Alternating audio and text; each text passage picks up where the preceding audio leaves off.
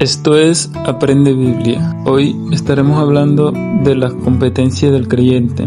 Para ello nos ubicamos en 2 Corintios capítulo 3 versículo 5, que dice: no que seamos competentes por nosotros mismos para pensar algo como de nosotros mismos, sino que nuestra competencia proviene de Dios. La competencia acá en este versículo no hace alusión a una competición como lo es el fútbol o cualquier otro deporte, sino que más bien se refiere a las capacidades que tenemos para realizar una actividad o para representar una función. Lo primero que nos enseña el versículo es que no somos competentes por nosotros mismos, ya que somos limitados. A veces tenemos limitaciones físicas o limitaciones en conocimiento.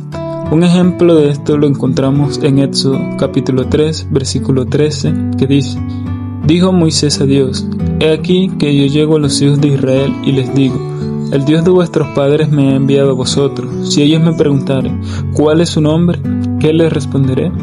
Acá notamos cómo Moisés tenía una limitación en cuanto al conocimiento del nombre de Dios. Todos conocemos la historia de Moisés, cómo Dios lo llama para que vaya delante de Faraón para que deje salir al pueblo de Israel de Egipto, ya que ellos eran esclavos en ese país. Esto habla de que los creyentes no conocemos todo lo que se relaciona con el Señor.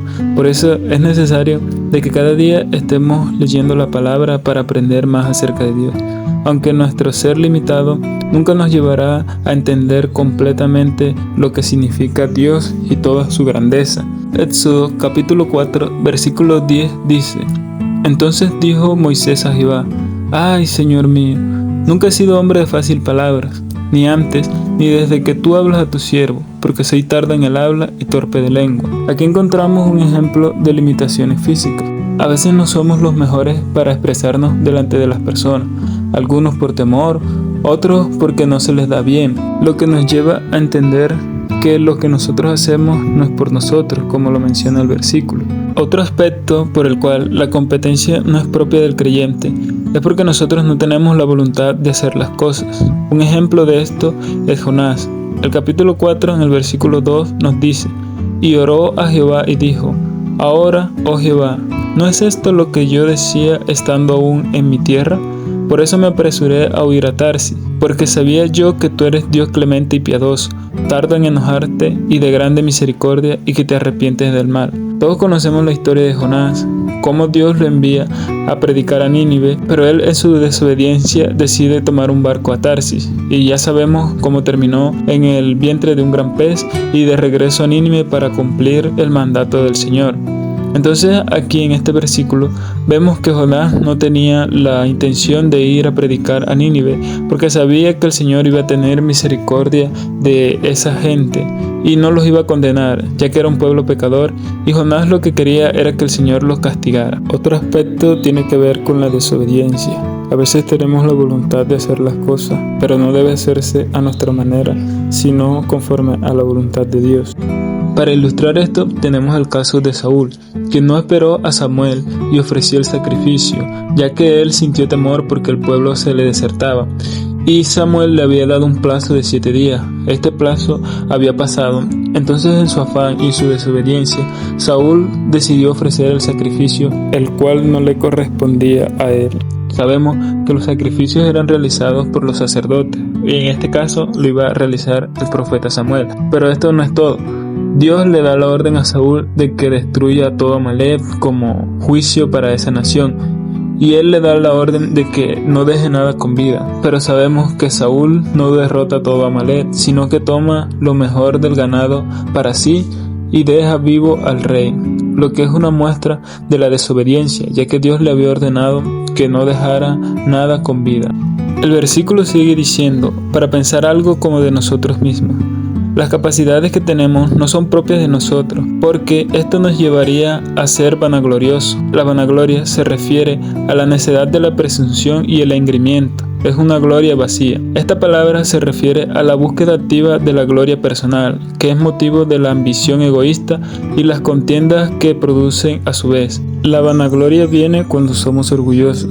Un ejemplo de esto lo encontramos en Daniel capítulo 4 versículo 30, que dice: habló el rey y dijo: ¿No es esta la gran Babilonia que yo edifiqué para casa real con la fuerza de mi poder y para gloria de mi majestad? Este versículo está hablando del rey Nabucodonosor, quien era rey de Babilonia, el imperio más grande de la época. Este se sentía orgulloso de la grandeza de su nación y se atribuía a él mismo todo lo que había conseguido. Era tan orgulloso que hizo levantar una estatua de oro para que todas las naciones le adoraran, y si alguno no lo hacía, sería arrojado al horno de fuego. Sabemos por la palabra del Señor que el orgullo no trae nada bueno. Romanos capítulo 12, versículo 3 dice: Digo pues, por la gracia que me es dada, a cada cual que está entre vosotros, que no tenga más alto concepto de sí que el que debe tener, sino que piense de sí con cordura, conforme a la medida de fe que Dios repartió a cada uno. Como creyente, cuando realizamos alguna labor en la iglesia o en cualquier parte, no debemos pensar que somos los más indicados para realizar esa labor, y menos si lo hacemos bien. Debemos tener presente que podemos caer en orgullo, en vanagloria. No por el hecho de que hagamos las cosas bien significa que nosotros somos los únicos que pueden realizar esas labores. Debemos tener en cuenta que Dios es quien nos da las capacidades. Por eso el versículo sigue diciendo, sino que nuestra competencia proviene de Dios. Todo lo que nosotros somos, todo lo que nosotros tenemos, es porque Dios nos los da. Si eres bueno en algo, es porque Dios lo quiso así. Nuestras capacidades vienen de Dios, básicamente porque Él nos creó.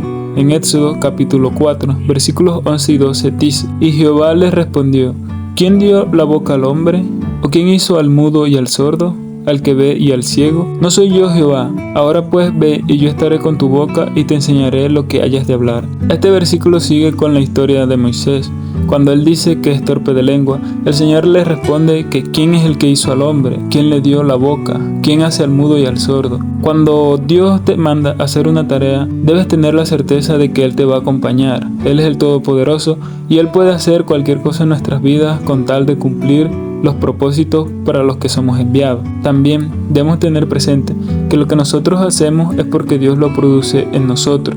Filipenses capítulo 2 versículo 3 dice: Porque Dios es el que en vosotros produce así el querer como el hacer por su buena voluntad. Si te levantas todos los días para ir a la iglesia, si tienes la disposición de leer la palabra de Dios, si tienes la disposición de orar, evangelizar o cualquier otra actividad la que realice, es porque Dios puso ese querer en ti, y no solamente el querer sino el hacer, porque como vimos anteriormente, nosotros no tenemos la voluntad de hacer nada, y mucho menos si tiene que ver con el servicio a Dios, ya que nuestra carne siempre va a estar en oposición a lo que el Espíritu quiere. También debemos tener presente que todo lo que nosotros hagamos y sale bien es porque el fruto lo da Dios. Esto lo encontramos en Juan 15:5, que dice: Yo soy la vid, vosotros los pámpanos.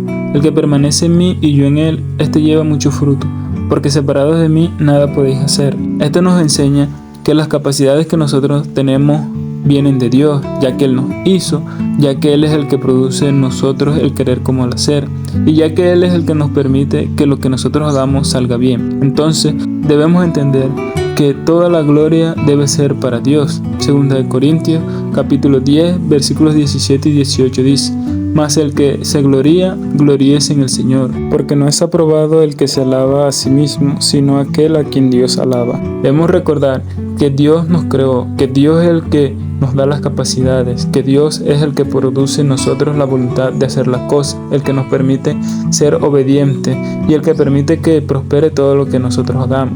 Entonces, no debemos por qué gloriarnos, no debemos por qué sentirnos orgullosos de lo que hacemos, sino que debemos dar gracias a Dios de que, habiendo tantas personas, Él nos permite a nosotros, nos da ese privilegio de poder hacer las labores que podría hacer otra persona.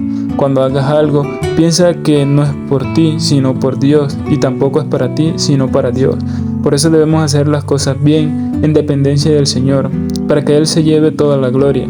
Tenemos el ejemplo de nuestro Señor Jesucristo, que vino a la tierra a dar su vida a favor de nosotros, en obediencia a Dios y para que éste fuera glorificado. Mucho más nosotros, que somos menos que Jesucristo, debemos buscar la gloria de Dios y no la gloria de nosotros. Debemos tener cuidado cuando hagamos algo bien y empecemos a recibir halagos de los hermanos, porque esto nos puede dañar el corazón y podemos llegar a caer en llevarnos la gloria a nosotros mismos y no dársela a Dios.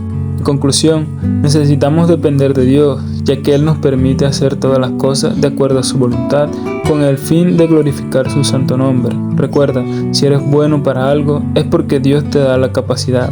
Si realizas alguna labor, es porque Dios te da la voluntad de hacerla. Y si esa actividad o labor da algún fruto, es porque Dios es el que produce ese fruto. Nosotros solo somos instrumentos. En cuanto al servicio de la iglesia, debes tener presente que estás ahí es porque Dios quiso. Ya seas un líder o seas un servidor en cualquier otra área, recuerda que Dios es quien te da las capacidades. Esto nos debe llevar a pensar de que hagamos las cosas sabiendo que Dios está con nosotros. Si Él nos hizo, Él nos dará lo necesario para realizar las labores. A veces, como creyentes, no queremos evangelizar o no queremos hacer alguna actividad de la iglesia, pensando en nuestras limitaciones, pensando en que no tengo conocimiento de la Biblia, en que no sé qué responder, en que no soy bueno para acercarme a la gente o para hablar. Pero debemos tener en cuenta que Dios está con nosotros y todo lo que nosotros hagamos será prosperado siempre y cuando dependamos de Él y hagamos su voluntad. Esto fue Aprende Biblia, que el Señor te guarde. Si te gustó, puedes dejar tu like, puedes suscribirte, puedes dejarme un comentario qué piensas acerca de las capacidades que Dios te ha dado. Recuerda que también puedes sugerir un tema del cual te gustaría aprender. Nos vemos en otra ocasión, que el Señor te guarde. Adiós.